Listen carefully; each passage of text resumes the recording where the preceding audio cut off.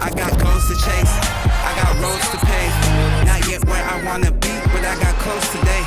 I went ghost today, I got least to say. I be focused on these dreams like I didn't sleep today. Y'all can be so amazed, y'all ain't seen nothing like this.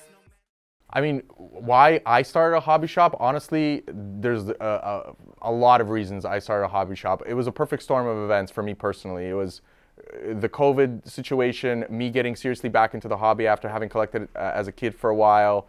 And the main reason was just there was a lack of hobby shops, local card stores in Toronto. I thought that it was crazy to me with the resurgence of the hobby and the inability to sort of walk or drive somewhere and visit a hobby shop like I did as a kid. So for me it was, is there an opportunity to recreate the experience that I had as a kid? And I know we talk about Sluggers all the time because that's where a lot of us frequented, but you know, can we make a community? Can we make a store that sort of exemplifies that same approach where, yeah, it's a hobby shop, there's cards and there's packs and there's like love for the stuff, but it's also a community. Sometimes people come in here, they spend an hour or two, 30 minutes to spend talking about cards and 90 minutes to spend talking about life.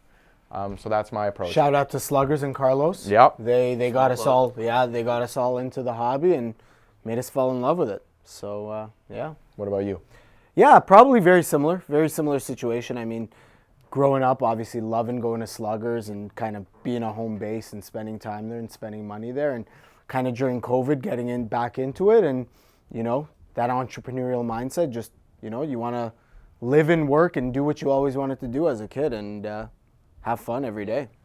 It's kind of cool to be on the other side of the counter too, you know, because growing up, like, you know, we were the ones that were on the other side, that were being annoying, that were staying here all day. Is that where our customers are? Hanging out, you know, but so being on the other side is pretty cool because you get to see it now from, you know, why was I coming in when I was a kid? And we can extend that and, you know, provide them what we wanted when we were kids and that same experience. It's pretty cool.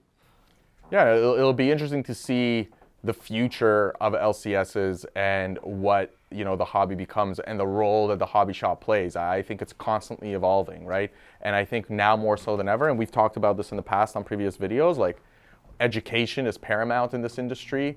And I think, you know, that's playing a vital role. But, and, you know, I'm sure we'll talk about this even in more detail in another episode, but trust factor is, I think, going to be like absolute paramount as we go ahead in the industry, because unfortunately every now and again you still hear of stories where people are being misguided, people are buying something that's being misrepresented, drama, and a lot of that is private transactions that are taking place behind the scenes amongst collectors.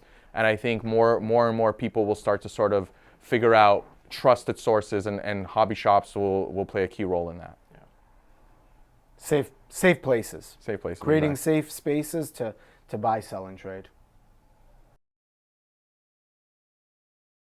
Guys, thank you so much for watching. We love doing these shop talk videos. We try to put them out as often as we can. If you have any feedback or comments, make sure to include them in the comments below. Make sure you hit subscribe. Make sure you hit follow.